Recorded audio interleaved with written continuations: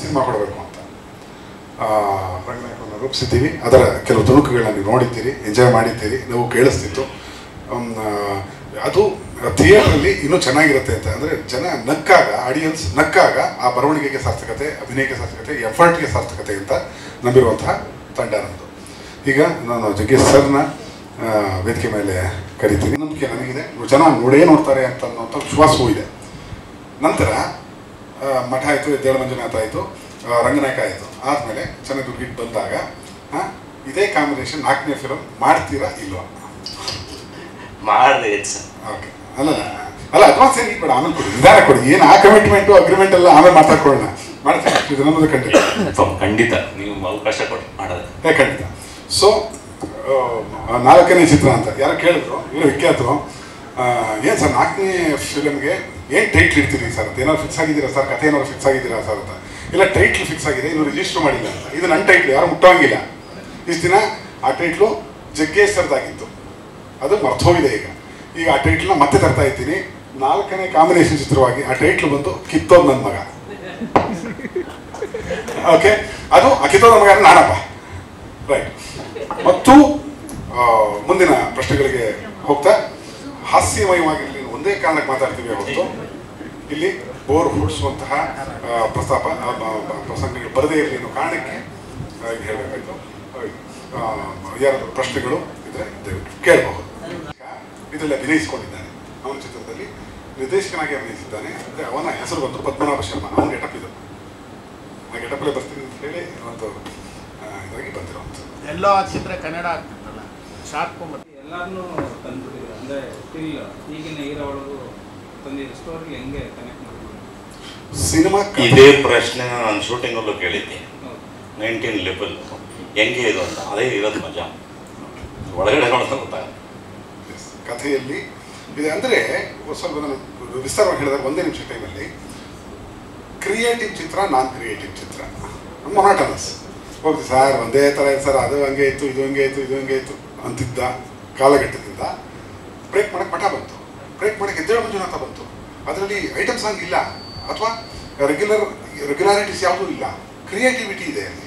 ಆ ಕ್ರಿಯೇಟಿವಿಟಿ ಸ್ವತಂತ್ರ ನಿರ್ದೇಶಕನಿಗಿರುತ್ತೆ ಮತ್ತು ಆಡಿಯನ್ಸ್ ಅದನ್ನು ತಗೋತಾರೆ.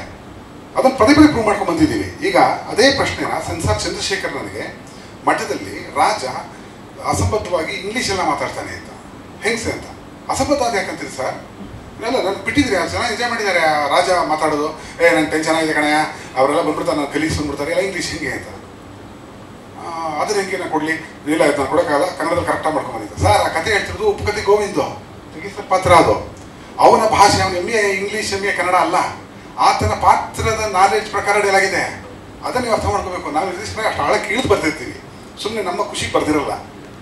ಓ, ಈ ಆಯಾಮ ಸರ್, ಮತ್ತು ಈ ಆಯಾಮನೇ ತಿಳ್ಕೊಳ್ತೇವೆ ಸೆನ್ಸಾರ್ ಆಫೀಸರ್ ಅಂತ ನೀವು ನಾನು ಒಪ್ಕೊಳ್ಳೇಬೇಕಲ್ಲ ಸರ್. ಸರ್ಕಾರ ಕೊಟ್ಟಿರೋ ಹುದ್ದೆ, ಎಚ್ಚರಿಕೆಯಿಂದ ಇರಬೇಕಾಗತ್ತೆ ನೀವು ಕೂಡ ಅಂತ. ಆಮೇಲೆ ಮಠ ಆಯಿತು, ಮಂಜುನಾಥ ಟೈಮ್ ಬಂದಾಗಂತೂ ತುಂಬ ಎಂಜಾಯ್ ಮಾಡಿ ಮಂಜುನಾಥನ ಬಿಟ್ಕೊಟ್ರು ಅವರು. ಸೊ ಹೀಗೆ ಕ್ರಿಯೇಟಿವ್ ಸ್ವಾತಂತ್ರ್ಯಗಳನ್ನ ಬಳಸ್ಕೊಳ್ಳದೆ ನಾರ್ಮಲ್ ಚಿತ್ರಗಳು ಬರ್ತಾ ಇರುತ್ತೆ. ನಾರ್ಮಲ್ ಚಿತ್ರಗಳು ಬರೋದ್ರಿಂದ ಅದರಿಂದ ಹೊರಗಡೆ ಇರೋಣ ಅನ್ನೋ ಒಂದು ಉದ್ದೇಶ. ಎಸ್, ಜೀವನ ಸಾರ್ಥಕತೆಗೆ. ಈಗ ಮ್ಯಾನರಿಸಮ್ ಜಗ್ಗೇಶ್ ಸರ್ದು ಅದೇ ಮುಂದುವರಿಕೆ ಭಾಗ ಆಗಿದೆ. ಯಾವುದು? ಅವ್ರ ಮ್ಯಾನರಿಸಮ್ ಬದ್ದಾಗಿಲ್ಲ ಈ ಸಿನಿಮಾ. ಅಂದರೆ ಒಬ್ಬ ಹಾಸ್ಯವನ್ನ ಉತ್ಪಾದನೆ ಮಾಡುವಾಗ, ಈಗ ಟ್ರೈಲರಲ್ಲಿ ನೋಡಿ ಸಿನಿಮಾವನ್ನು ನಿರ್ದೇಶನ ಮಾಡೋಕ್ಕೆ ಕಂಪ್ಲೀಟ್ ಹೀಗೆ ಇರುತ್ತೆ ಅಂತ ಹೇಳಕ್ಕೆ ಬರಲ್ಲ.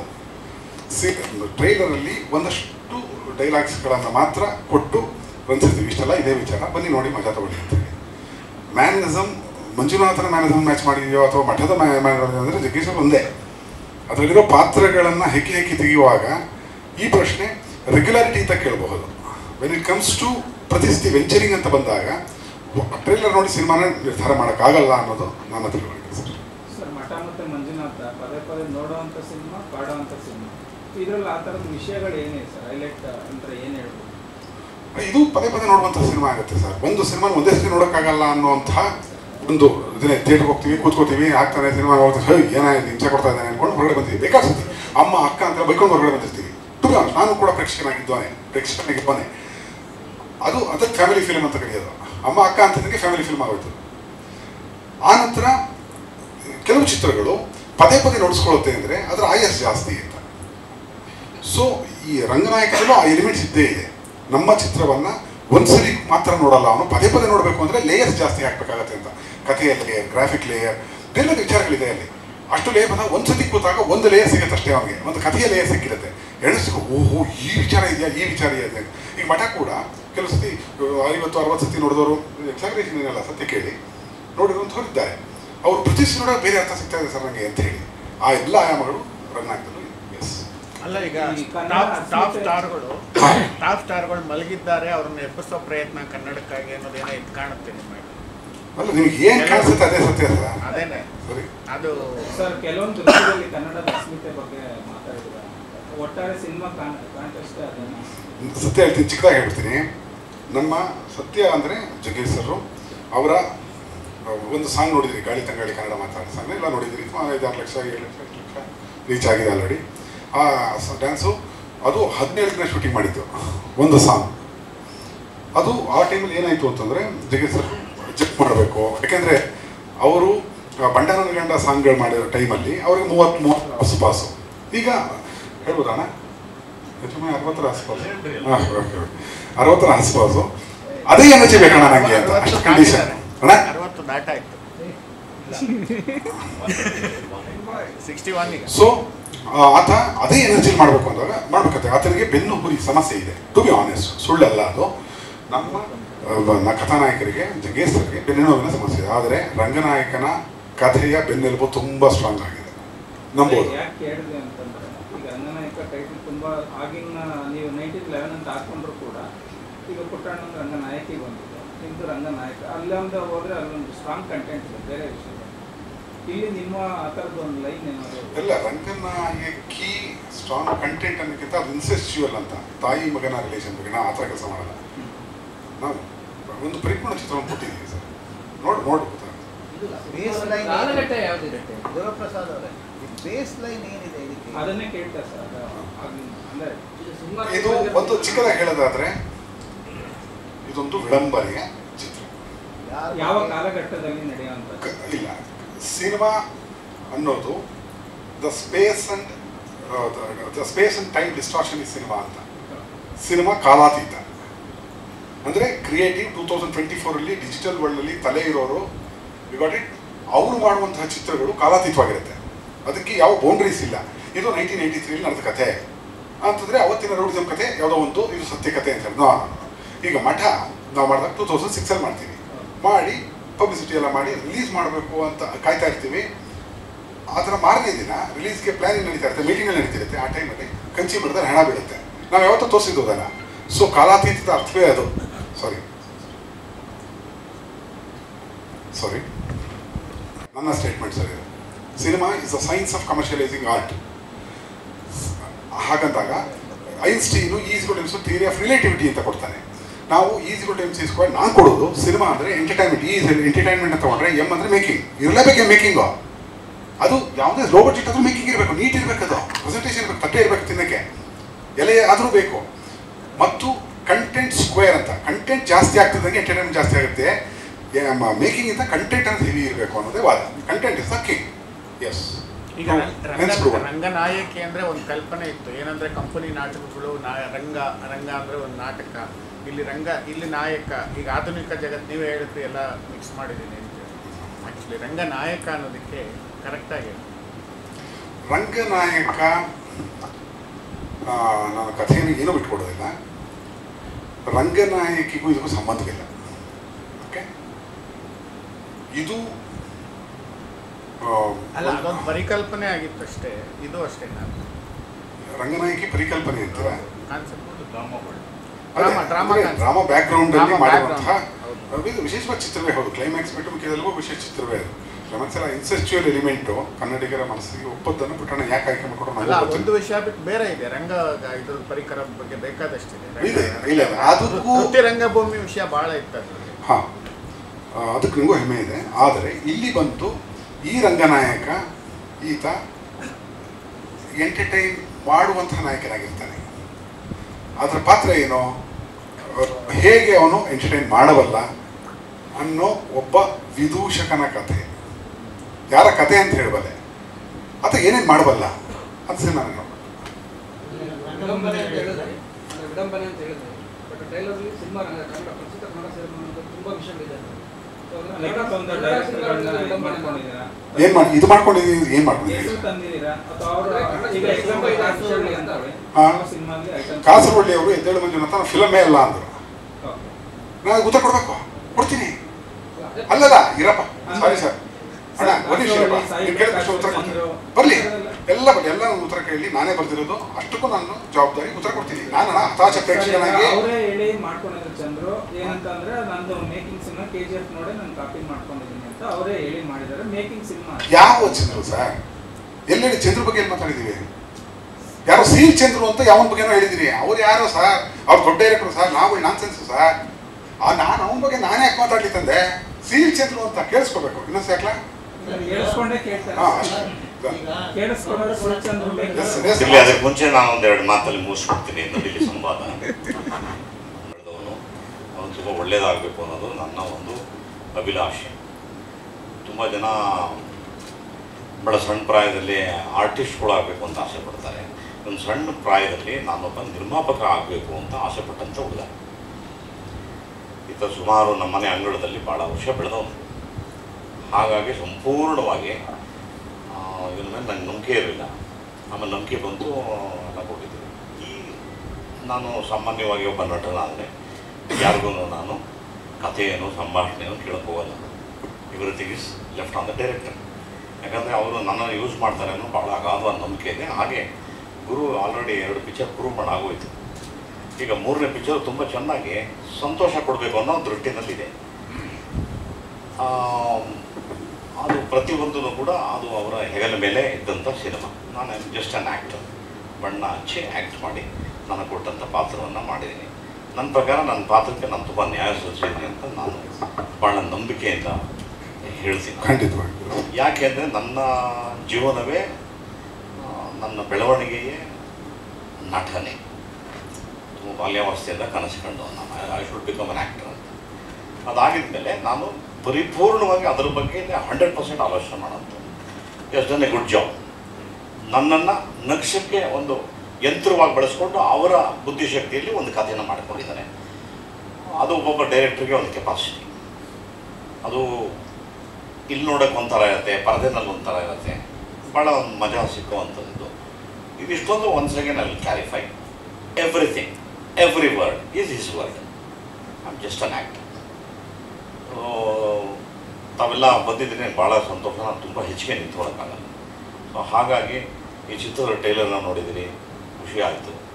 ಶುಭ ಹಾರೈಸಿ, ಒಳ್ಳೆಯದಾಗಲಿ, ನಿರ್ಮಾಪಕನ ಒಳ್ಳೆಯದಾಗಲಿ, ಡೈರೆಕ್ಟರ್ ಕಾನ್ಸೆಪ್ಟ್ ಮುಂದಕ್ಕೆ ಹೋಗಿ. ಆಮೇಲೆ ಇನ್ನೊಂದು ಯಾವುದೋ ಸಿನಿಮಾ ಬಗ್ಗೆ ಹೇಳಿದ್ರೆ ನಾವು ಯಾವುದೂ ಒಪ್ಪಿಲ್ಲ, ಅದು ಯಾವುದೂ ಮಾಡಿಲ್ಲ. ಸುಮ್ಮನೆ ಅವರೊಂದು ಸರಿ ಜೋಕಿಗೆ ಹೇಳಿದ್ದಾರೆ, ನನಗೆ ಇನ್ನೂ ಯಾವುದೂ ಒಪ್ಪಿಗೆ ಆಗಿಲ್ಲ ಅಂತ. ಸೊ ಹಾಗಾಗಿ ಇದಿಷ್ಟು everything is directors and the stage is given to the director. Question is yours, answer is this. Sir, ಮಗ ಸೀರೀಸ್ ಇತ್ತು, ಎಂಜಾಯ್. ಮಗ ಸೀರೀಸ್ ಸೂಪರ್ ನನ್ನ ಮಗ, ತರ್ಲೆ ನನ್ನ ಮಗ ಇಲ್ಲ, ಆ ಥರ ಯಾವುದಿಲ್ಲ ಅಂತ ಹೇಳ್ತಾನೆ. ಅವ್ರ ಖುಷಿ ಹೇಳ್ಕೊಂಡಿಲ್ಲ. ನಾನು ಯಾವುದು ಡೇಟೇ ಆ ಸೀರೀಸ್ ಇದು ಸೇರಿಬಿಡುತ್ತೆ. ನಾನು ಡೇಟೇ ಕೊಟ್ಟಿಲ್ಲಲ್ಲ. ಸೊ ಹಾಗಾಗಿ ಈ ಸ್ಟೇಜನ್ನು ನಾನು ಡೈರೆಕ್ಟರ್ಗೆ ಬಿಟ್ಕೊಟ್ಟು ನಿಮ್ಮ ಜೊತೆ ನಾನು ಕೂತು ಎಂಜಾಯ್ ಮಾಡ್ತೀನಿ. Thank you. ಮಾಹಿತಿ ಇದೆ. ನಾನು ನನ್ನ ಚಿತ್ರಕಥಾ ಸ್ಕೂಲ್ ನಡೆಸ್ತೀನಿ. ನನ್ನ ರಿಸರ್ಚ್ ಇಷ್ಟಿದೆ.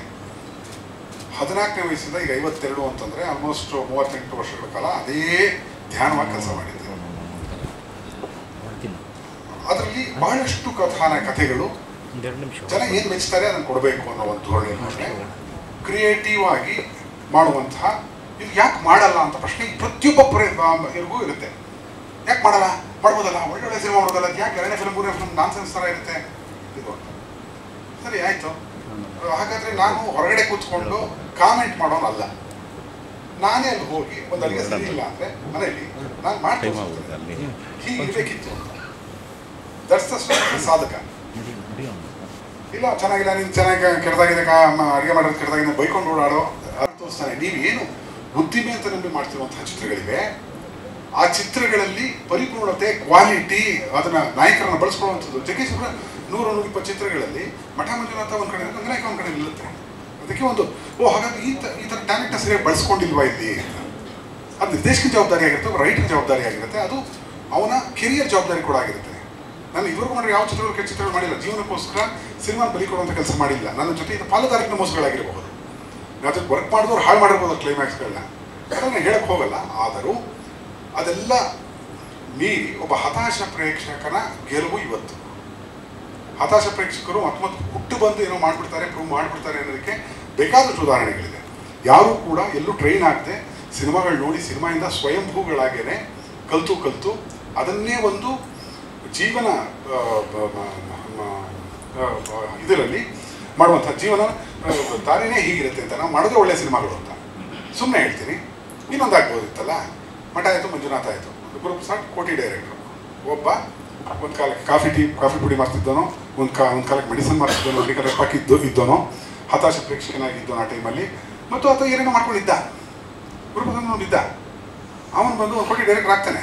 ಆದಮೇಲೆ ಸಿಂಪಲ್ ಕಾಮನ್ ಸೆನ್ಸ್, ಇವತ್ತಿನ ಪ್ರಪಂಚ ನಡೆಯೋದು ಹೇಗೆ ಅಂದರೆ, ಮತ್ತು ಅದೇ ಕಾಂಬಿನೇಷನ್ ಇಟ್ಕೊಂಡು ಇನ್ನೊಂದು 2 ಕಿತ್ತೋಗ್ರೆ ಫಿಲ್ಮ್ ಹಾಕಿದ್ರೆ 2-3 ಕೋಟಿ ಬಂದ್ಬಿಡುತ್ತೆ. 2009 ಒಂದು 3-4 ಕೋಟಿ 5 ಕೋಟಿ ಇರುತ್ತೆ, ಬೇಕಾಷ್ಟು ಆಸ್ತಿ ಇರುತ್ತೆ, ಏನು ಬೇಕಾದ್ರೂ ಮಾಡ್ಕೋಬೋದು. I don't do that. So ಕಿತ್ತೋಗಿರೋ ಸಿನಿಮಾನೇ ಗೆಲ್ತಾವ ಅಂತ ಅಲ್ಲ, ಪ್ರಶ್ನೆಯ ಕರ್ತನಾಗಿದ್ದವನೇ. ಏನು ಉದ್ದೇಶ ಅಂದರೆ, ಕೆಲವು ಕೆಟ್ಟ ಚಿತ್ರಗಳನ್ನು ಕಥಾನಾಯಕರು ಕಣ್ಣು ಹೊತ್ಕೊಂಡು ಮಾಡಿದಾರಲ್ಲ, ಯಾಕೆ ಅನ್ನೋ ಪ್ರಶ್ನೆ ಇದ್ದೇ ಇದೆ ನನಗೆ ಅವತ್ತು. ಅದನ್ನು ನೀವು ಪತ್ರಕರ್ತರಾಗಿ ಅಲ್ಲಿದ್ದಾಗ ಅವಕಾಶ ಕೇಳಲ್ಲ. ಚಪ್ಪಳಿ ಮುಂದೆ ಹೊಡಬಿಟ್ಟಿರುತ್ತೆ ಆ ಫಿಲಮ್ಮು. 70 ಫಿಲಮಲ್ಲಿ 1-2 ಗೆದ್ದುಬಿಟ್ಟಿರುತ್ತೆ. 69 ಫಿಲಮಲ್ಲಿ ಕಥಾನಾಯಕ ಅವನು ದುಡ್ಡು ಮಾಡ್ತಾ ಇರ್ತಾನೆ. ಕಥಾನಾಯಕ ಪ್ರೊಟಗಾನಿಸ್ಟ್, ಆಂಟಗಾನಿಸ್ಟ್. ವಿಲನ್ ಅಂದರೆ ಆಂಟಗಾನಿಸ್ಟ್, ಹೀರೋ ಬಂದು ರೈತ, ಯೋಧ, ಯಾರು ದೇಶಕ್ಕೋಸ್ಕರ ಬೇರೆಯವ್ರಿಗೋಸ್ಕರ ಪ್ರಾಣತ್ಯಾಗ ಮಾಡ್ತಾನೆ ಅವನು. ಆಮೇಲೆ ಕೆಲವರು ನಾಯಕರು, ಕಥಾನಾಯಕರು ಕಲಾ ಸೇವೆ ಮಾಡಿದ್ದೀರಿ ಅಂತ ಹೇಳಿ ನನ್ನ ಹತ್ರ ಬೈಸ್ಕೊಂಡು, ಏನು ಕಲಾ ಸೇವೆ ಸರ್, ಕಲಾ ಸೇವೆ ಏನು ಮಾಡಿದರೆ, ಪೇಮೆಂಟ್ ಕೊಟ್ಟಿಲ್ವಾ, ದುಡ್ಡು ತೊಗೊಂಡಿಲ್ವಾ, ಇದನ್ನೇ ದ್ವಾರಕೀಶ್ ಅವರು ಹೇಳ್ತಾ ಇದ್ರು. ನಾನು ಒಳಗಡೆ ಬಂದು 26 ವರ್ಷ ಆಯಿತು, 99ಇಂದನೇ ಇದು. I don't call it's industry. ಬೇಕಾದ್ರೆ ತೊಗೊಳ್ಳಿ, ಇದು ಒಳ್ಳೆ ಮಾಹಿತಿ ಆಗುತ್ತೆ. ಇದು ಕನ್ನಡ ಚಿತ್ರೋದ್ಯಮ ಅಂತ ಏನು ಕರ್ಸ್ಕೊಳ್ತದೆ, ಇದು ಕನ್ನಡ ಚಿತ್ರರಂಗ, ಚಿತ್ರೋದ್ಯಮ ಅಲ್ಲ. ಉದ್ಯಮ ಅಂದ್ರೆ ಏನು? Common sense. ಉದ್ಯಮ ಅಂದರೆ ನಾನು ರಿಸರ್ಚ್ ಇಂದ ಬಂದವರು. ಉದ್ಯಮ ಅಂದ್ರೆ ಏನು? ರಾ ಮೆಟೀರಿಯಲ್, ಒಂದು ಪ್ರಾಡಕ್ಟ್, ಯಾವುದೋ ಒಂದು ಪ್ರಾಡಕ್ಟ್, ರಾ ಮೆಟೀರಿಯಲ್ ಮೇಲೆ ಕಂಟ್ರೋಲ್ ಇರಬೇಕು, ಫಿನಿಶ್ಡ್ ಪ್ರಾಡಕ್ಟ್ ಮೇಲೆ ಕಂಟ್ರೋಲ್ ಇರಬೇಕು, ಮಧ್ಯದಲ್ಲಿ ಕ್ವಾಲಿಟಿ ಅಶ್ಯೂರೆನ್ಸ್ ಇರಬೇಕು, ಮತ್ತು ಸ್ಯಾಟಿಸ್ಫ್ಯಾಕ್ಷನ್ ಇಲ್ಲ ಅಂದರೆ ಕನ್ಸ್ಯೂಮರ್ ಕೋರ್ಟ್ ಇರಬೇಕು. ಸಿನಿಮಾ ಚೆನ್ನಾಗಿಲ್ಲ, ನಾನು 100 ರೂಪಾಯಿ ವಾಪಸ್ ಕೊಡು ಅಂತ ಕೇಳೋದು ಬಂದಾಗ ಇದು ಉದ್ಯಮ ಅನಿಸುತ್ತೆ. ಇದು ಉದ್ಯಮ ಅಲ್ಲ. ಉದ್ಯಮದ ಹೆಸರಲ್ಲಿ, ಕಲಾ ಸೇವೆ ಹೆಸರಲ್ಲಿ ಆಗ್ತಿರುವಂತಹ ಬೇಕಾದಷ್ಟು ಇದನ್ನು ಒಪ್ಕೊಂಡು ಬರಲಾಗಿ ಕಾರಣಾಂತರಗಳಿಂದ ಜೀವನಕ್ಕೋಸ್ಕರ ಅದು ಶೀಶೆ ತಗೊಂಡಿದೆ. ನಾನು ಅದೆಲ್ಲ ವಿರೋಧಿಸ್ತಿದ್ದೀನಿ ಸರ್. ಎಸ್ ಸರ್, ಹೇಳಿ. ಈಗ ಉಪೇಂದ್ರ ಮತ್ತೆ ಇದು ಓಂ ಕನವರಿಕೆ ಯಾಕೆ ಅಣ್ಣ? ಕ್ರಿಯೇಟಿವಿಟಿ ಮೆಚ್ಚಿಯೋಣ. Thank you. ಸರ್, ಈಗ ನಿಮ್ಮ ಸಿನಿಮಾಗೆ ನಾನು UAL ಆ್ಯಕ್ಟ್ ಮಾಡಿದ್ದೀನಿ. ಉಪೇಂದ್ರ ಅವ್ರ ಫಿಲಮ್ UAL ಒಂದು 26-27 ದಿನ ಮುಖ್ಯ ಪಾತ್ರವಾಗಿ ಕಾಣಿಸ್ಕೊತೀನಿ. ಅವ್ರ ಬಗ್ಗೆ ವಿಶೇಷವಾದ ಗೌರವ ಇದೆ. ಇಲ್ಲಿ ಯಾವ ಹೆಸರುಗಳನ್ನ ನಾವು ತಂದಿದ್ದೀವಿ, ಕೆಲವು ಹೆಸರುಗಳಿಗೆ ಟಾಂಟ್ ಏನು ಕೊಟ್ಟಿದ್ದೀವಿ, ಅದು ಉದ್ದೇಶಪೂರ್ವಕವಾಗಿ ಕೊಟ್ಟಿದ್ದೀನಿ, ನಾನೇ ಕೊಟ್ಟಿರೋದು. ಒಬ್ಬ ಹತಾಶ ಪ್ರೇಕ್ಷಕ ಕೊಟ್ಟಿರೋದು. ಆ ಕೋಪದಲ್ಲಿ, ಸಾತ್ವಿಕ ಕೋಪದಲ್ಲಿ ಹೇಳ್ತಾ ಇದ್ದೀನಿ. ಕೆಲವ್ರನ್ನ ರೇಗಿಸಿ ಕೆಟ್ಟಿಗೆ ಮಾಡಿ ಒಂದು ಮಂತ್ರಘೋಷಗಳಲ್ಲಿ ಉಪೇಂದ್ರ ಆಯ ನಮಃ ಅನ್ನೋದು ಸಂಧ್ಯಾ ವಂದನೆ ಮಂತ್ರದ ಸಾಲು, ಅದಕ್ಕೇನು ಅನ್ಯ ಇದು ಮಾಡಿಲ್ವಲ್ಲ. ತುಂಬ ಶ್ರದ್ಧೆಯಿಂದ ಸಂಧ್ಯಾ ನೋಡುವಾಗ ಓಂ ಅಂತ ಬಂದಾಗ ಅದೇ ಪೂಜೆ ಟೈಮಲ್ಲಿ ಓಂ ಉಪೇಂದ್ರ ಅನ್ಕೊಂಡು ರೌಡಿಸಂ ಚಿತ್ರದ ಬಗ್ಗೆ ಮಾತಾಡ್ಕೊಂಡು ಅನ್ನೋ ಹಾಗೆ ಒಂದು ಟಾಂಟು. ಆ ಕ್ರಿಯೇಟಿವಿಟಿನ ಕ್ರಿಯೇಟ್ ಮಾಡಬೇಕು. ಅದೇ ಕೊಡ್ತೀನಿ. ಉಪೇಂದ್ರ ಓವರ್ ಮಾಡ್ತಿಲ್ಲ ಅಂತ ನಾನು ಈಗ ಪ್ರಶ್ನೋತ್ತರ ಕೇಳಿದ್ದೀನಿ, ಸಿನಿಮಾ ನೋಡಿದಾಗ ಅಪ್ರಿಷಿಯೇಟ್ ಮಾಡೋಣ ಸರ್. ಇವಾಗ ಇದೇ ಟಾಂಟ್ ಸೋಷಿಯಲ್ ಮೀಡಿಯಾದಲ್ಲಿ ತುಂಬಾ ಆಗ್ತಿತ್ತು ಅಂತ ಅಂದ್ಬಿಟ್ಟು ಜಗ್ಗೇಶ್ ಸರ್ ಇಂಜೆಕ್ಷನ್ ಬಂದಿದ್ದಾರೆ. ಓಕೆ, ಆಯ್ತಾ? ಸೊ ನೀವಿಲ್ಲಿ ತುಂಬಾ ಜನ ಟಾಂಟ್ ಕೊಟ್ಟಿದ್ದೀರಲ್ಲ, ಅದನ್ನ ನೋಡಿ ಮತ್ತೊಬ್ಬರು ಯಾರಾದ್ರೂ ಫ್ಯಾನ್ಸ್ ಆಗಿರ್ಬೋದು ಅಥವಾ ಅವರೇ ಆಗಿರ್ಬೋದು ಖುದ್ದು ಸಮಸ್ಯೆ ಆಗಲ್ಲ. ಕಾನ್ಸರಬಲ್ ಎಲ್ಲ ನೀವೇ 100%. ನಾನು ಹತಾಶ ಪ್ರೇಕ್ಷಕ ಏನು ಹೇಳಬೇಕಾಗಿದ್ದಾನೋ ಅದನ್ನು ಧೈರ್ಯವಾಗಿ ಒಬ್ಬ ಯೋಧನ್ ಥರ, ಕ್ರಾಂತಿಕಾರಿ ಥರ ಹೇಳಿದ್ದೀನಿ, ಗೌರವ ಹೇಳಿದ್ದೀನಿ. ಇಲ್ಲ ಹಂಗೆ ಮತ್ತು ನಾವು ಮಾಡ್ತೀವಿ ಮಾಡಿ ಬಂದ್ರಪ್ಪ, ಅದು ನೋಡ್ಬೋಣ. ಏನ 100 ವರ್ಷ ಬದುಕಿ ಏನು ಕಿತ್ತಾಕೋದಲ್ಲ.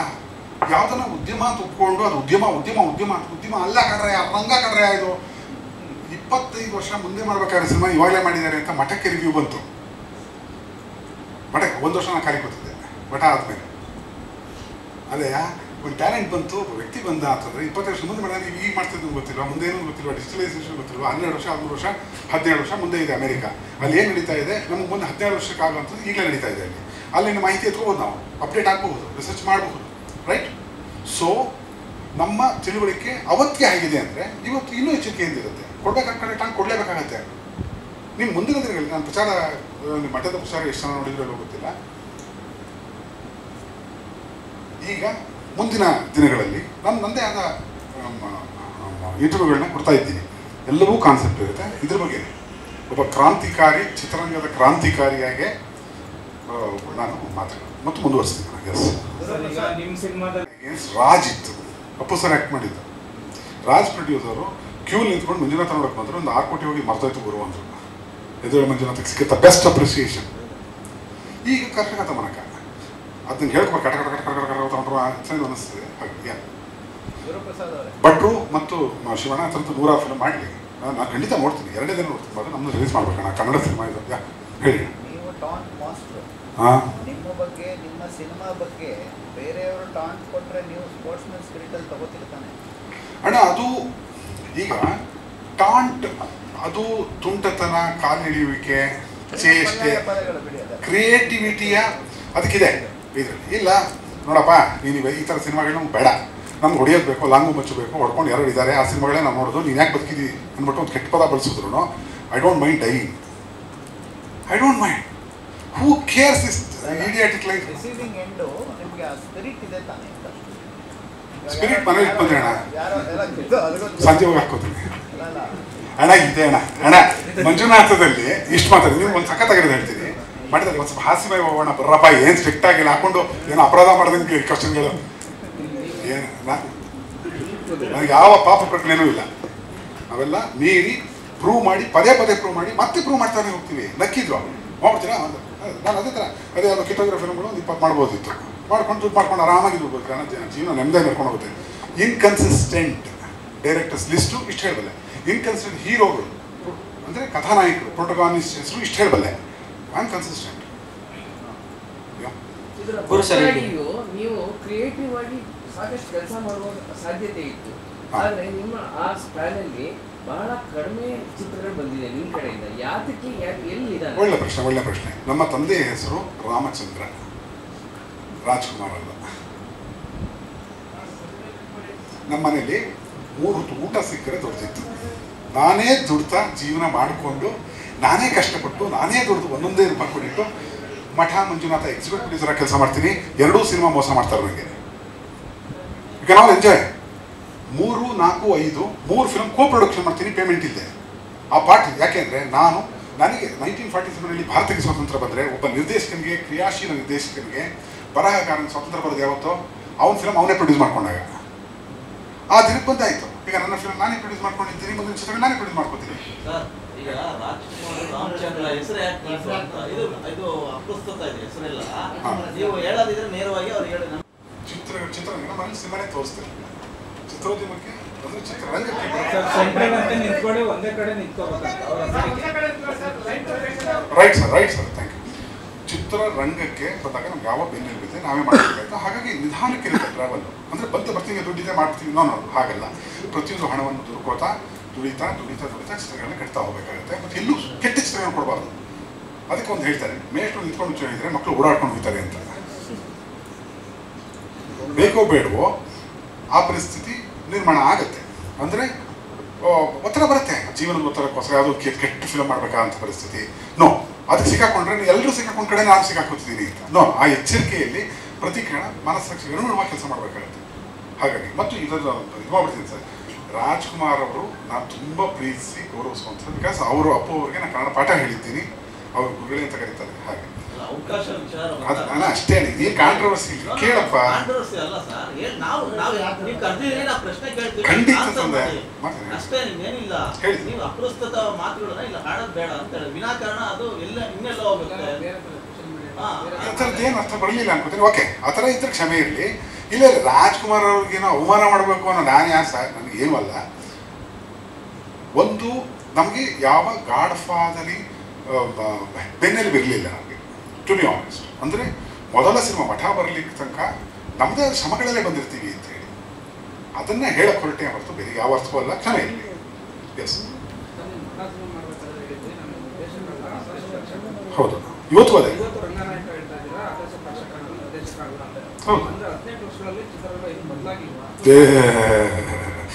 ಸಾಧ್ಯನೇ ಇಲ್ಲ ಅಣ್ಣ. ಪರ್ಸೆಂಟೇಜ್ ನೀವು ಹಾಕಿ ನೋಡೋದಾದ್ರೆ ನಾನು ತಂದಿಲ್ಲ ಇದು ಪ್ರತಿ ವರ್ಷ ಬರ್ತಿರೋ ಚಿತ್ರಗಳ ಸಂಖ್ಯೆ. ನಾನು ಅದನ್ನು ಜೋಕ್ ಮಾಡ್ತೀನಿ. ಮಾಡ್ಬೋದಾ ಜೋಕು? ಸೀರಿಯಸ್ ಮಾಡೋಣ. ಸಿನಿಮಾ ನಾನು ಕೇಳಿರುವಂತಹ ಈ ನನ್ನ 26 ವರ್ಷಗಳ ಇದರಲ್ಲಿ ನಾನು ಸಿಗ್ತಾರೆ, ಸರ್ ಸಿನಿಮಾ ಜೂಜು ಸರ್ ಅಂತ. ಯಾಕ್ರೆ ಏನಂತೀರಿ? ಒಳ್ಳೆ ಕಂಟೆಂಟ್ ಇಟ್ಕೊಂಡು, ಒಳ್ಳೆ ನಿರ್ದೇಶಕರ ಟೀಮ್ ಇಟ್ಕೊಂಡು, ಒಳ್ಳೆ ಕಲಾವಿದರು ಇಟ್ಕೊಂಡ್ರೆ ಒಳ್ಳೆ ಎಕ್ಸೈಟ್ ಇಟ್ಕೊಂಡು ಬರ್ತೀವಿ. ಅದನ್ನು ಪದೇ ನೋಡುವಂಥ ಸಿನಿಮಾ ಆಗುತ್ತೆ. ಮಾಡೇಬೋದು, ನಾವು ಹಾಗೆ ಮಾಡ್ಕೊಂಡು ಬಂದಿರೋದು. ನೀವು ಜೂಜು ಅಂತ ಯಾಕಂತೀರಿ ಅಂತ. ಇಲ್ಲ ಸರ್, ನಮ್ಗೆ ಅನ್ಸ್ಬಿಟ್ಟಿದೆ ಸರ್, ಒಂದು ಸಿನಿಮಾ ಮಾಡೋದು ಅದೃಷ್ಟ ಇದ್ರೆ, ದೇವ್ರ ದಯ ಇದ್ದರೆ ಅದು ಹಿಟ್ ಆಗುತ್ತೆ, ಬದುಕ್ಬಿಡ್ತೀವಿ ಸರ್. ಓ ಇಲ್ಲ, ನೀವು ಬಹುಶಃ ಜೂಜು ಯಾಕೆ ನಿಮ್ಮ ತಲೆ ಕೂತೀವಿ ಅಂದರೆ ಚೇಂಬರು ರೇಸ್ ಕೋರ್ಸ್ ಪಕ್ಕದಲ್ಲಿದೆ ಅಂತ. ಇಲ್ಲ cinema nothing but gambling. Nagaraj ಅವರೇ, ಈ ನಿಮ್ಮ ಸ್ಟೇಟ್ಮೆಂಟ್ ಈಸ್ ನೀವು ಅದು ಸರಿ, ಹೌದು ಇದು ಗ್ಯಾಮ್ಲಿಂಗ್ ಅಂತ ನೀವಂದ್ರೆ ನಾನು ಒಪ್ತೀನಿ. ಎಲ್ಲ ಸಿನಿಮಾಗಳು ಗೆಲ್ಲಲ್ಲ, ಭರವಸೆ ಇದ್ದ ಸಿನಿಮಾಗಳು ಗೆಲ್ಲಿಲ್ಲ. ಗೆಲುವಿನ ಸೂತ್ರ ಯಾರಿಗೂ ಗೊತ್ತಿಲ್ಲ. ಸರಿ ಗುರುಪ್ರಸಾದ್ ನಿಮ್ಗೆ ಗೊತ್ತಿದೆ ಅಂತ ಹೇಳ್ರಿ, ಕಾನ್ಫಿಡೆಂಟ್ ಮ್ಯಾನ್. ನಮಗೇನು ಗೊತ್ತಿಲ್ಲ ಅನ್ನೋದೇ ನನ್ನ ವಾದ ಸರ್. ಯಾಕಂದ್ರೆ ಎಲ್ಲವೂ ಗೊತ್ತಿರೋ ಕೂತಿದ್ದೀರಿ, ಪತ್ರಕರ್ತರಾಗಿ ಕೂತಿದ್ದೀರಿ. ನನಗೇನು ಗೊತ್ತಿಲ್ಲ ಸರ್. ನಂದು ಇದು 5ನೇದು. ಯಾವುದು? ಓಕೆ ಸರಿ ಸರ್. ಹಾಂ ಸರಿ, ಹೌದು ಖಂಡಿತ ಮಾಡಿ. ಅದಕ್ಕೆ ಕಾರಣ ಹೇಳ್ತೀನಿ, ಅದು ಇದಕ್ಕೆ ಇದಲ್ಲ ಆದರೂ ಹೇಳ್ಬಿಡ್ತೀನಿ, ಕೇಳಿದ್ರೆ ಡೈರೆಕ್ಟರ್ ಸ್ಪೆಷಲ್, ಅದರ ಕ್ಲೈಮ್ಯಾಕ್ಸೇ ಬೇರೆ. ನನ್ನ ಪ್ರೂವ್ ಮಾಡ್ಕೊಂಡು ಬಂದಿದ್ದರೂ ಕೂಡ ನನಗೆ ಬೇರೆ ರೀತಿಯ ಒತ್ತಡದಿಂದ ನಾನು ಅಂದ್ಕೊಂಡ ಕ್ಲೈಮ್ಯಾಕ್ಸ್ನ ಮಾಡೋಕ್ಕೆ ಬಿಡಲಿಲ್ಲ ಚಿತ್ರರಂಗ. ಹೇಳ್ತೀನಿ ಯಾಕೆ ಅಂತ. 2ನೇ ಸಲ ಅಂತೂ ಒಬ್ಬ ಪಾರ್ಟ್ನರು ಆ ಸಿನಿಮಾ ರೆಡಿ ಮಾಡಿಕೊಟ್ಟು 60-65 ಲಕ್ಷ ಜನ ನೋಡಿದ್ದಾರೆ ಯೂಟ್ಯೂಬಲ್ಲಿ. 100 ರೂಪಾಯಿ ಅಂದರೆ 60 ಕೋಟಿ. ಕಮ್ಮಿ ನೋಡಿದ್ರು 3 ಕೋಟಿ ರೂಪಾಯಿ 4 ಕೋಟಿ 5 ಕೋಟಿ ರೂಪಾಯಿ ಬಿಸ್ನೆಸ್ ಮಾಡೋದು ಫಿಲಮ್ನ ಆತ ತಲೆಮಾರಿಸ್ಕೊಂಡಿದ್ದಾನೆ. ಗೆಲ್ಲಿದಾನೆ ಗೊತ್ತಿಲ್ಲ. ಆ ಸಿನಿಮಾನ ನನ್ನ ಪಾರ್ಟ್ನರ್ ಆಗಿ ಪೇಮೆಂಟು ಇಲ್ಲದೆ ಓಡೋಗ ಆ 6 ವರ್ಷ 5 ವರ್ಷದ 6 ಕೋಟಿ ಮೋಸ ಆಗಿರೋದು ನನಗೆ ಅವನಿಂದ. ಒಬ್ಬ ಬಂದಿದ್ದಾನೆ, ಒಬ್ಬ ಚಿತ್ರದಿಂದ ವಿಶೇಷವಾದ ಏನೋ ಮಾಡ್ತಾನೆ, ಲೋ ಬಜೆಟ್ ಮಾಡ್ತಾನೆ, ಪ್ರೊಡ್ಯೂಸರ್ ಸೇಫ್ ಮಾಡ್ತಾನೆ ಅಂತಂದನ್ನ ಈ ಥರ ಟ್ರೀಟ್ಮೆಂಟ್ ಕೊಟ್ಟು ಅವ್ನು ಹಿಂಸೆ ಕೊಟ್ಟರು ಕೂಡ ಆಯಿತು ನೀವೇನೇನು ಮಾಡ್ತೀರೋ ಮಾಡ್ರಪ್ಪ, ನಾನು ಬರ್ತೀನಿ ಒಂದಿನ ಪ್ರೊಡ್ಯೂಸರ್ ನಿಂತ್ಕೋತೀನಿ, ಒಂದಿನ ತೋರಿಸ್ತೀನಿ ಅಂತ ಹೇಳ್ತಾನೆ ಒಬ್ಬ ಹತಾಶ ಪ್ರೇಕ್ಷಕ. ಅಂದರೆ ನಮ್ಗೆ ಆನೆಸ್ಟ್ ಈಗ ಬರೋದ್ರೆ ಡೈರೆಕ್ಟರ್ ಕೆಟ್ಟ ಚಿತ್ರ ಅಲ್ಲ, 2ನೇ ಸಲ ಕೆಟ್ಟ ಚಿತ್ರ ಅಲ್ಲ. ಕೆಟ್ಟ ಚಿತ್ರ ಆಗಿದ್ರೆ ಹೇಳ್ಬೇಕು ಸರ್, ಅದು ದರಿದ್ರವಾಗಿದೆಯಾ ಅಂತ. 2ನೇ ಸಲ ಮೆಚ್ಚಿದ್ರು ಎಷ್ಟೋ ಜನ ಥಿಯೇಟ್ರಲ್ಲಿ ಅದನ್ನು ಶೋಗಳಿಲ್ಲದೆ ಇರೋ ಮಾಡಾಕ್ಬಿಟ್ಟ ಅವನು, ಬೇಕಾದ್ರೆ ಅವ್ನು ಡಿಸ್ಟ್ರಿಬ್ಯೂಷನ್ ಬರಲ್ಲ. ಡೈರೆಕ್ಟರ್ ಸ್ಪೆಷಲ್ಲು ಕ್ಲೈಮ್ಯಾಕ್ಸು ಬೇರೆನೇ ಇತ್ತು. ಅದು ಕಾರಣ ಯಾರು? ಆ ಹೆಸರು ವೇದಿಕೆ ಅಲ್ಲ. ಇದು ನಾನು ಇನ್ನೊಮ್ಮೆ ತಗೋತೀನಿ, ಅದನ್ನು ಖಂಡಿತ ಮಾತಾಡ್ತೀನಿ. ಅವೆರಡನ್ನೂ ಫಿಲಮ್ಗಳದ್ದು ಯಾಕೆ ನನ್ನ ಒಬ್ಬ ಹತಾಶ ಪ್ರೇಕ್ಷಕ ಬಂದು ಇವಾಗ ಪ್ರೊಡ್ಯೂಸರ್ ಆಗಿದ್ದೀರಿ, ನಿರ್ದೇಶಕರಾಗಿದ್ದೀರಿ. ಯಾಕೆಂದರೆ ಎಲ್ಲ ಸಂಸ್ಥೆ ಪ್ರೊಡಕ್ಷನ್ ಸಂಸ್ಥೆಯಲ್ಲಿ ದುಡ್ಡಿದೆ ಸರ್. ಎಲ್ಲ ಪ್ರೊಡಕ್ಷನ್ ಸಂಸ್ಥೆಯಲ್ಲಿ ಒಬ್ಬ ಒಳ್ಳೆ ಡೈರೆಕ್ಟ್ರು ಅಂತ ಅನಿಸ್ಕೊಳ್ಳೋನು ಸಿಗೋದು ಕಷ್ಟ. ಒಪ್ತಿರೋ ಏನೋ ಗೊತ್ತಿಲ್ಲ. ನೀನು ಒಳ್ಳೆ ಡೈರೆಕ್ಟರ್, ನಾನು ಒಳ್ಳೆ ಡೈರೆಕ್ಟರ್, ಹತಾಶ ಪ್ರೇಕ್ಷಕ. ಆದರೆ ನನ್ನ ಸಂಸ್ಥೆಯಲ್ಲಿ ಹಣ ಇಲ್ಲದೆ ಇರುವುದು, ಹಣ ಇದೆ ಅಂದರೆ ಬರ್ತಾ ಇದೆ, ಬರಬೇಕಾದ್ರೆ ಬರುತ್ತೆ. ಇದು ನನ್ನ ಪ್ರೊಡಕ್ಷನ್ ಸಂಸ್ಥೆಯಲ್ಲಿ ಒಬ್ಬ ಒಳ್ಳೆಯ ರೈಟರ್ ಇದ್ದಾನೆ ಸರ್, ನನ್ನ ಹತ್ರ ಒಬ್ಬ ಒಳ್ಳೆಯ ನಿರ್ದೇಶಕ ಇದ್ದಾನೆ ಅಂತ ಅಂದ್ಕೊಂಡಿದ್ದೀನಿ ಸರ್. ಈಗ ರಿಲೀಸ್ಗೂ ಮುಂಚೆ ಬೇರೆ ಇನ್ನೇನೇನು ಆ್ಯಕ್ಟಿವಿಟೀಸ್ ಮಾಡಬೇಕು? ಏನು ಪ್ರಚಾರವನ್ನು ಅಂದರೆ ಸಿನಿಮಾ ಏನಾಗಿದೆ ಅಂತಂದರೆ ಸಾಂಗ್ಗಳು ನೋಡಿದ್ರೆ 5 ಲಕ್ಷ 6 ಲಕ್ಷ 8 ಲಕ್ಷ ತನಕ ಹೋಗಿದೆ ಫಸ್ಟ್ ಸಾಂಗ್ ಅಂತ ಹೇಳಿದ್ರು. 7 ಲಕ್ಷ ಚಿಲ್ಲರೆ ಏನೋ ಇರಬೇಕದು. ಇಲ್ಲ ಆರ್ಗ್ಯಾನಿಕ್ ಅಣ್ಣ, ಇಲ್ಲ 1 ರೂಪಾಯಿ ಹಾಕಿಲ್ಲ, ಅದಕ್ಕೆ ಹಾಕ್ಸಿಲ್ಲ ನಾನು. ಆರ್ಗ್ಯಾನಿಕ್ ಅಲ್ಲ, it's okay, no issues. Manjunatha ನೋಡಿದರೆ ಇದನ್ನು ನೋಡ್ತಾರೆ, ಎಂಜಾಯ್ ಮಾಡ್ತಾರೆ. ಅದು ಬೇಡ, ಯಾವುದನ್ನು ನಂಬ್ಕೊಂಡು ಕೂತ್ಕೊಳ್ಳೋಕ್ಕಲ್ಲ, ಒಂದು ಸಣ್ಣ ಕ್ಯಾಲ್ಕುಲೇಷನ್ ಅಷ್ಟೇ, ಅನಲೈಸ್ ಮಾಡೋಕ್ಕೆ ಏನಿದೆ ಮಾರ್ಕೆಟ್ ಡಿಮ್ಯಾಂಡ್ ಇದೆಯಾ ಇಲ್ವಾ. ಯಾವತ್ತು ನನ್ನ ಚಿತ್ರಗಳಿಗೆ ಡಿಮ್ಯಾಂಡ್ ಇಲ್ಲ ಅಂದರೆ ಅದನ್ನು ಸಿನಿಮಾ ಮಾಡೋದು ಅನಿಸ್ಬಿಡ್ತೀನಿ. Very clear. ರಂಗನಾಯಕನ ವಿಶೇಷಗಳೇನಾದ್ರು ಹೇಳ್ಬೋದಕ್ಕೆ ಮಾಹಿತಿ ಇಲ್ಲ ರಂಗನಾಯಕ ಅಣ್ಣ. ಥಿಯೇಟ್ರ್ ಒಳಗೆ ಆ ವಿಶೇಷಗಳು ಕಾಣಿಸ್ಕೊಡ್ಲಿ ಅಂತ ಹೇಳಿ ಅದು ಬಿಟ್ಕೊಡ್ತಾ ಏನಾಗುತ್ತೆ, ಸಾಂಗ್ 2 ಬಿಟ್ಟು ಅಂದರೆ ಏನಾಗುತ್ತೆ, ಒಬ್ಬ ಕಾನ್ಫಿಡೆಂಟ್ ಆಗಿರ್ತಾನೆ, ಅವನು ಎಡವಲಿ ಅಂತ ಕಾಯ್ತಾ ಇರುತ್ತೆ ಎಲ್ಲ ಕಡೆಯಿಂದ. ಒಂದು ಸಾಂಗ್ ಎಡಬಿಡ್ಲಿ, ಓ ಇದು ಮುಗೀತು ಸರ್, ಮತ್ತೆ ಸರ್ ಇದು ಅಂತ ಏನೋ ಒಂದು ಕ್ರಿಯೇಟ್ ಮಾಡೋಕ್ಕೆ ಒಂದು ವರ್ಗ ಕಾಯ್ತಾ ಇರುತ್ತೆ. ಇಲ್ಲ ಸಾಂಗ್ ಕಂಫರ್ಟಬಲ್ ನೋಡಿದ್ವಿ, ನೋಡಿದ್ದಾರೆ, ಇಷ್ಟಪಟ್ಟಿದ್ದಾರೆ, ಮುಂದೆ ಹೋಗ್ತಾ ಇದೀವಿ. ಆ ಕ್ಯೂರಿಯಾಸಿಟಿ ಬಿಲ್ಡ್ ಆಗಿರೋದನ್ನು ಚುಚ್ಚಿ ಬಸ್ ಮಾಡಬಾರ್ದು. ಥಿಯೇಟ್ರಿಗೆ ಬಂದು ನೋಡೋಣ. ವಿಶೇಷತೆಗಳು ಬೇಕಾದಷ್ಟು ಹೇರಳವಾಗಿದೆ. ಅಂದರೆ ಜವಾಬ್ದಾರಿ ಏನಾಗುತ್ತೆ, ಇಷ್ಟು ಜನ ಬಂದೇ ಬರ್ತಾ ಇರ್ತೀವಿ, ಅಷ್ಟೊಂದು ಸ್ಯಾಟಿಸ್ಫೈ ಮಾಡಿ ಕಳಿಸ್ಬೇಕು. ಇಷ್ಟೆಲ್ಲ ಮಾತಾಡಿ ಅವ್ನು ಕೂಡ 100 ರೂಪಾಯಿ ಮೋಸ ಮಾಡಿದೆ ಅಂದರೆ ನಾನೇ ಸರಿ ಇಲ್ಲ ಅಂತ ಹೇಳ್ತಾರೆ. ಸರ್ ಈಗ ನಿಮ್ದು ಜಗ್ಗೇಶ್ ಅವ್ರದ್ದು ಅಟ್ಯಾಕ್ ಕಾಂಬೋ ಆಗಿರೋದ್ರಿಂದ ಎಕ್ಸ್ಪೆಕ್ಟೇಷನ್ ಇದ್ದೇ ಇರುತ್ತೆ. ಅದ್ರ ಬಗ್ಗೆ ಏನಾದರೂ ಇದ್ದೇ ಇದೆ ಅಣ್ಣ. ಈಗ ಮಠ ಮಾಡಿ ಮಂಜುನಾಥ ಮಾಡೋಕ್ಕೆ 3 ವರ್ಷ ಆಯಿತು. ಮಂಜುನಾಥ ಇದರ ಮಂಜುನಾಥಗೂ ಮತ್ತು ನಮ್ಮ ರಂಗನಾಯಕಗೂ ಬಂದು ಆಲ್ಮೋಸ್ಟ್ 2009 ಆ್ಯಂಡ್ 2024 15 ಇಯರ್ಸ್ ಆಯಿತು. 15 ಇಯರ್ಸ್ ಗ್ಯಾಪ್ ಆಗಿದೆ. ಆದ ನಂತರ ಮತ್ತೊಮ್ಮೆ ಥಿಯೇಟ್ರಲ್ಲಿ ನಗುವಿನ ಪ್ರದರ್ಶನಗಳು, ರೋಮಾಂಚನದ ಪ್ರದರ್ಶನಗಳು, ವಿಶೇಷ ಕಥೆಯ ಕ್ರಿಯೇಟಿವಿಟಿ ಪ್ರದರ್ಶನಗಳು ಲಭ್ಯವಿದೆ. ಗುರು ಸರ್, ಟ್ರೈಲರ್ ಅಬ್ಸರ್ವ್